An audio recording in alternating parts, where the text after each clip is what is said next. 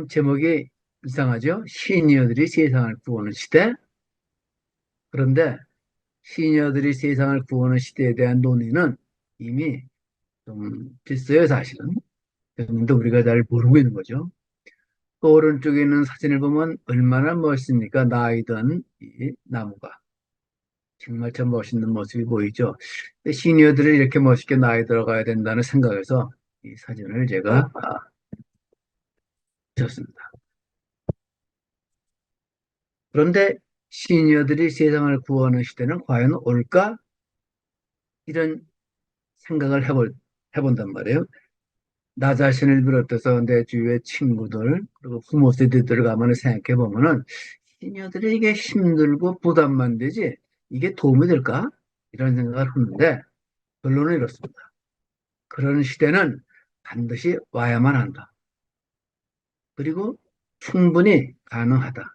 이게 많지만 않지만 상당히 생각 있는 학자들의 이야기입니다. 왜냐하면은 아예 5, 60대에 인투해가지고 2, 30년, 보통은 30년을 더 살아야 되는데 그걸 그냥 허송세월할 수는 없잖아요.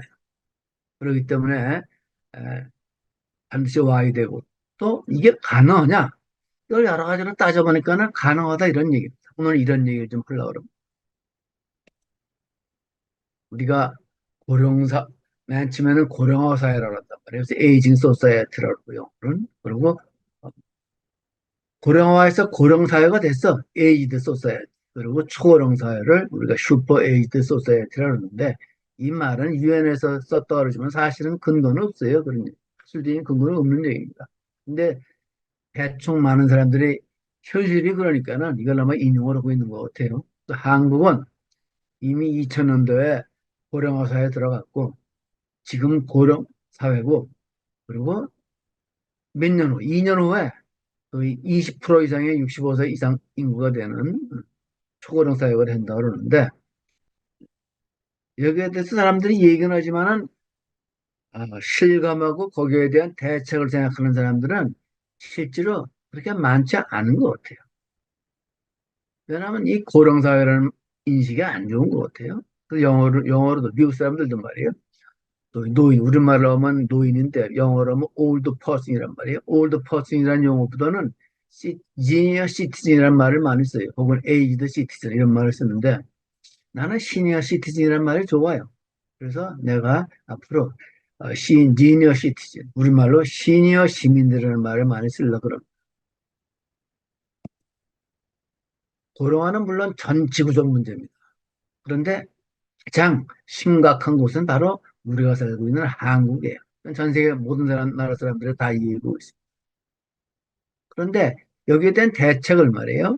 연구하는 나라가 많죠. 영국도 그렇고. 뭐. 영국의안들은 내가 많이 모르겠고, 미국에서는 말이에요. 각 대학마다 상당히 많은 대학이 이 고령화 문제에 대한 연구로는 다도 있고, 연구센터도 있고 그래요. 왜냐하면 말이에요. 학자들이 그런 얘기를 합니다. 인구 정책에 성공하기 위해서는 30년 전부터 진행되어야 그 효과를 30년 뒤에 가서야 볼 수 있다고 그래요. 고령화로 인해 30년 뒤에 직면할 우리 사회는 이 문제를 해결할 수 있는 문제는 바로 지금이다. 바로 이런 보고서를 KDI가 2015년에 이미 냈어요. 2023년이란 말이에요. 아직도 쩔쩔매다가 고령화 되는데 아이를 안 낳고 그러니까는 뭐 신혼부부한테 1억을 준다. 집 한 채를 임대주택을 내어줘야 되겠다. 이런 대책이 이제 나오고 있는데 많이 늦었어요. 또 그런 집 문제만 해주는 것이 아니라 우리의 관념을 바꿔야 돼요. 이 시대에 맞게 저는 관념을 바꾸는 얘기를 하려고 합니다. 이 사진이 이게 가보신 분들 있겠지만 이게 캘리포니아의 유명한 대학, 스탠퍼드 대학이에요. 저는 그 미국 가면 꼭 이 대학을 한 번씩 들려요. 이 대학 안에 쇼핑센터도 있지만은 여기에 그 카페나 이런 데 가서 난 기분을 참 좋아요. 학생들 지나가는 것도 보고 이런 거요. 옛날에 몰랐는데 여기 이런 게 있더라. 스탠포드 센터라는 롱집. 스탠포드의 장수 연구 센터야. 이런 데가 있어요. 그 왼쪽에 있는 사진이 그 장수 연구 센터로 들어가는 그런 길이에요. 여기에 내가 좋아하는 교수가 있어요. 왼쪽에 있는 이, 이 학자인데 아주 그 온화해 보이죠. 응? 여기. 로라 카스텐슨이라는 교수예요. 나보다 나이는 대여섯 살 어린데 내가 홍보하고 싶은 걸 이 사람이 다 했네.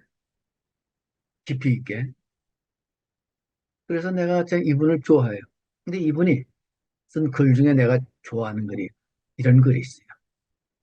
논문이라기보다는 자기의 모든 그 철학을 담은 에세이에 가까워요. Our aging population, it must just save us all. 음? 이 글을 썼는데 이게 The Upside of Aging이라는 책에 바로 첫 번째 논문에 실렸어요.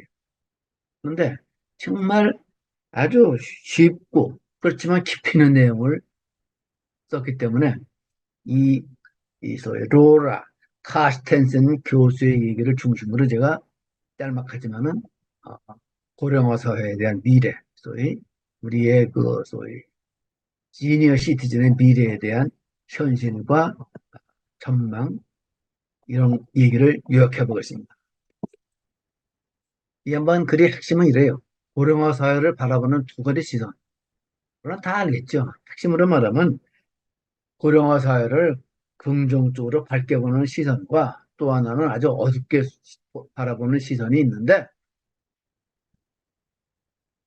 하스테슨 교수의 시각은 자기는 잘하면은 우리 고령화 사회를 굉장히 밝게 만들 수 있다 하는 거예요. 뭐 이런 되게 그 동양의 어떤 중용적인 사고라고 볼 수 있습니다. 이게 이분 얘기는 이거예요.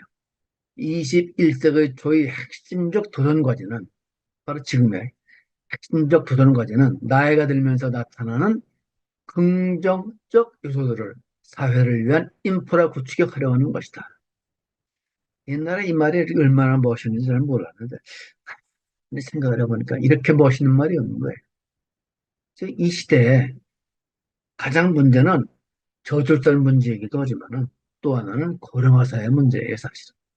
왜냐하면 나이가 다 늙어가는데 연금은 줄어든다 그러지. 그리고 소위 그 가장 불평등이 심화되는 시대가 이 고령 나이가 들었을 때예요. 돈이 많은 사람도 철 안 들고 나이 들면은 가족들을 전부 다 망쳐요. 자산 때문에 다 망친다. 그리고 아이들 교육도 못 시키고 사회의 양극화 초래하면서 너무나 악영향을 많이 줘요.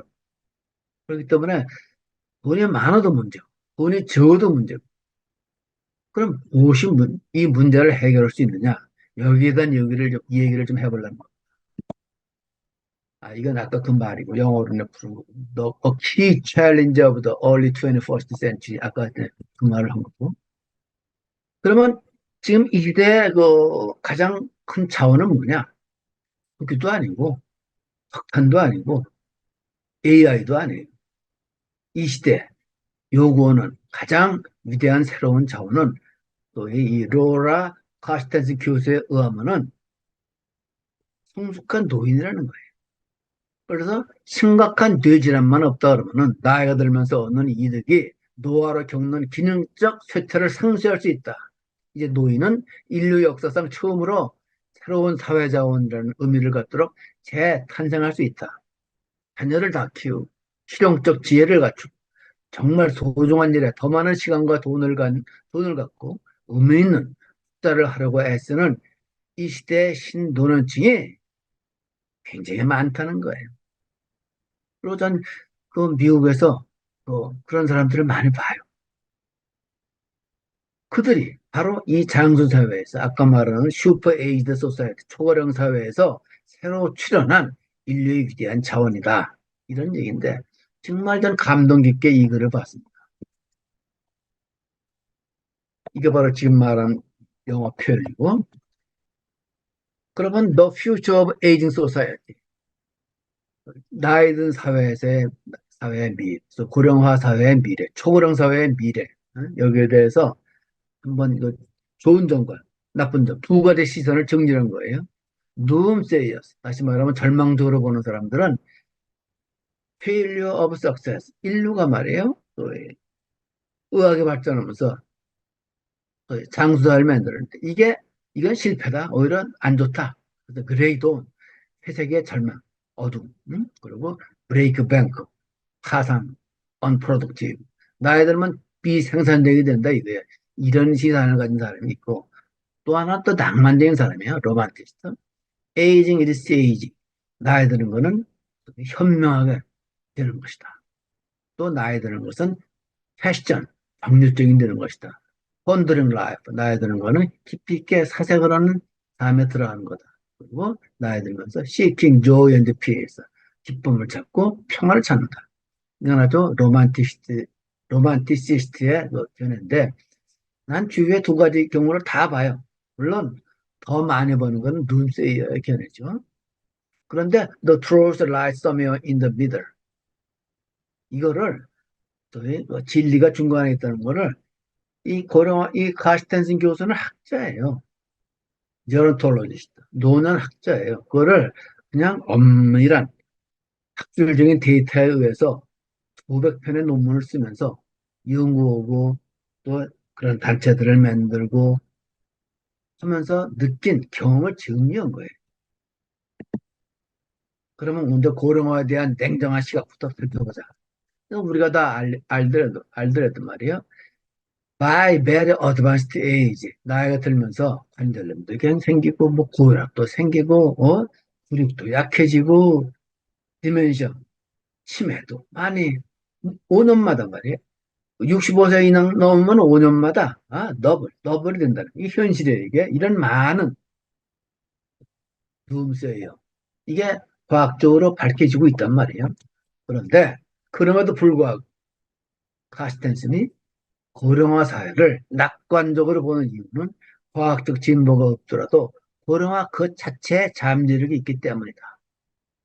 만약 노년기에 관련된 문제점이나 취약자야만 주목한다 그러면 우리는 눈앞에 놓친 기회를 놓칠 수 있다. 이 얘기는 우리나라 고전에도 나이 소리 들고 오래 산 사람은 많단 말이에요. 우리나라도 많아요. 황희정승 같은 사람은 80대에도 정승을 했잖아요. 유럽에는 세나카가 얼마나 멋있는 글을 많이 썼어요. 물론 세네카는 비극적이게 말이에요. 정치에 몰려가지고 후손과 머리를 잘라서 돌아갔었어요. 정말 그렇지만 미국 영미 문학의 태도예요, 세네카는. 그런 사람들이 다 7, 80대에 이런 얘기를 했어요. 먼저 포그니션, 인식 쪽에 바라보다 인식에 대한 요소를 뇌과학에 발달해가지고 많은 연구들을 한단 말이에요. 뇌과학에서 여러 가지도 말이에요. 밝혀지는 진리들이 맑게 건강하게 살 수 있는 그런 메커니즘이 밝혀지고 있잖아요. 그래서 우리가 이런 인식의 측면에서도 여러 가지로 많은 그 밝은 이론들을 얘기해주는 학자들이 많단 말이에요. 물론 그 디클라인, 어두워지는 그 영역도 많이 있어요. 그래서 과학자들이 말이에요. 우리는 정상적인 노화 과정에 대해서 훨씬 정확하게 알게 될 것이고 그렇게 되면 현재보다 더 낙관적인 전망이 나올 것이다. 이게 학자들이 그런 얘기들을 또 나도 실제로 말이에요. 그런 그 심리학자들이나 학자들의 책을 많이 보잖아요. 똑같은 얘기를 하는 거예요. 그러니까 우리가 노화의 장점에 근거해서 세상을 바라봐야지 너무 비관적인 측면에서 세상을 보게 되면 희망이 없어져요.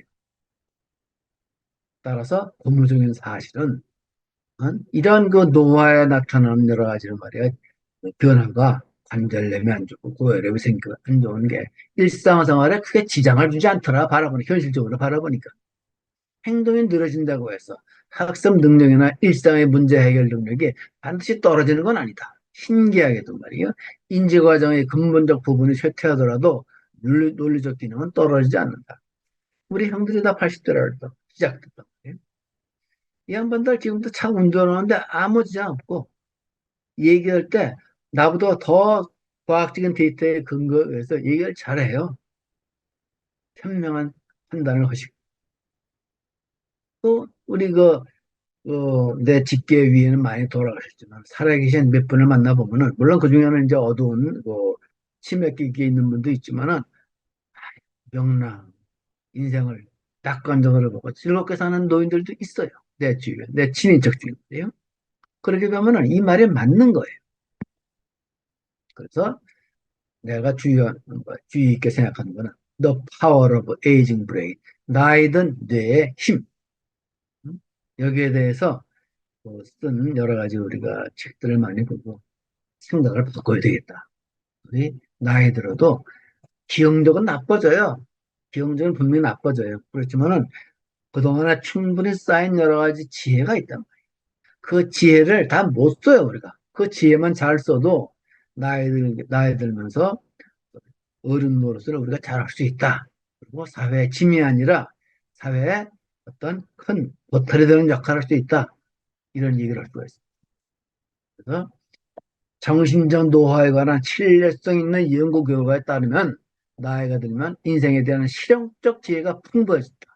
삶의 경험이 풍부하기 때문이다. 이런 연구들이 많이 나옵니다. 특히 평범해 보이지만 중요한 노인들이 뇌의 시크릿 웨폰, 비밀 무기가 있는데 그건 뭐냐? 사람은 나이가 들면 인지 능력이 쇠퇴하고 뇌 질환 발병률이 높아지는 것도 사실이지만 이러한 단점을 보충하는 것이 있다. 즉 우리는 나이가 들수록 지혜가 더 풍부해지고 특정 분야에 대한 전문성이 높아지고 무엇보다도 세상에 더 관대해진다. 옛날에 내가 저 친구들이 옛날 말이야 이조 말 또 저기 전쟁 시대에 그런 트라우마에 걸려가지고 태극기 세력에 빠져가지고 태극기 세력이 다 나쁘다는 건 아니에요. 이 시대를 못 따라가고 있다.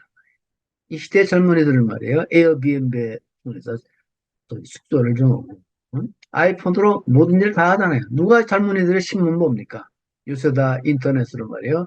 네이버를 통해서 보고 구글 통해서 정보를 보지. 맨날 신문 보니까 말이에요. 이 친구들이 내 친구들이 다른 사람들도 아니고 불쌍해진다. 그렇기 때문에 좀 더 이렇게 지혜를 잘 쓰고 전문성을 잘 살려가면은 우리가 좀 더 소중한 일, 그리고 소중한 사람들에게 시간을 줄 줄 안다. 이 평범해요, 이게. 로라 카스턴트의 얘기는 평범한 얘기인데, 이게 옛날, 우리 전통적인 정통적인 지식인들이 또 전통적인 어떤 지혜에 다 하는 얘기야. 평범해요. 평범해요. 근데 이런 내용들이 첨단 과학들을 밝혀낸, 뇌과학자들을 밝혀낸 그런 얘기들하고 큰 차이가 없다. 이런 얘기. 시간이 얼마 없기 때문에 빨리 끝을 내야 되겠네. 그래서 우리는 tapping a rich resource of senior. 시니어들의 풍요로운 자원에 이제 태핑, 문을 두드려 봐야 된다. 인류가 아직까지 사용해보지 못한 풍요로운 시니어라는 자원의 문을 이제 두들기기 시작해야 돼요. 그러려면 어떻게 해야 돼요? 지금처럼 5, 60대 끝을 회수해서 나오면은 그냥 아주 찬밥 신세가 된단 말이에요. 이런 시대를 우리가 끝을 내야 됩니다. 그래서 이 시대에 가장 중요한 거는 이 시대의 SOC는 이 소위 아파트 만들고 다리 만들고 터널 뚫고 이게 아니에요. 이 시대의 SOC의 핵심 과제는 노인 일자리 세운 사업도 아니고 거지 같은 노인 일자리 쓰고 말이에요. 고생시키고 2, 30만 원 주는 게 아니라 노인의 자원화를 위한 제도적 법률적 기반을 만드는 거예요. 사회적 교육적 기반을 만들어 나가야 돼요. 이 말은 오래전부터 해왔어요. 근데 이걸 카스텐슨이 아주 그냥 정확하게 얘기를 하시더라고요. 물론 이런 얘기들을 내가 과거에도 많이 했어요, 사실. 많이 했어요. 많이 했는데, 다시 한번 이런 얘기들은 말이에요. 내가 한 번 해서 꼭 기억하는 게 아니에요. 몇 번 하고 또 하고 해서 머릿속에 세뇌가 되도록 말이에요. 이런 내용들을 알고 있어야 돼요. 그래서 마무리. 어떻게 행동해야 시니어들이 처음에 내가 말한 세상을 구하는 시대를 만들어 나갈까? 이게 오늘의 주제입니다. 이미 세계는 이러한 새로운 노인 시민 세대의 출현을 알리는 활동가와 학자들의 목소리가 여러 곳곳에서 들리고 있다. 따라서 앞으로 내가 몇 회에 걸쳐서 성숙한 마음, 머추어 마인드라는 성숙한 마음, 그리고 지식과 지혜, 그리고 재정적 능력을 갖춘 나이 든 세계의 시민, 나이 든 세계의 시민들이 우리 사회의 미래를 어떻게 바라보고 어떻게 디자인하라는 생각을 갖고 사회 기반 구조를 만들어 나가려 하고 있는지 함께 생각해 보는 시간을 가져보려고 합니다. 이상 강의를 마칩니다.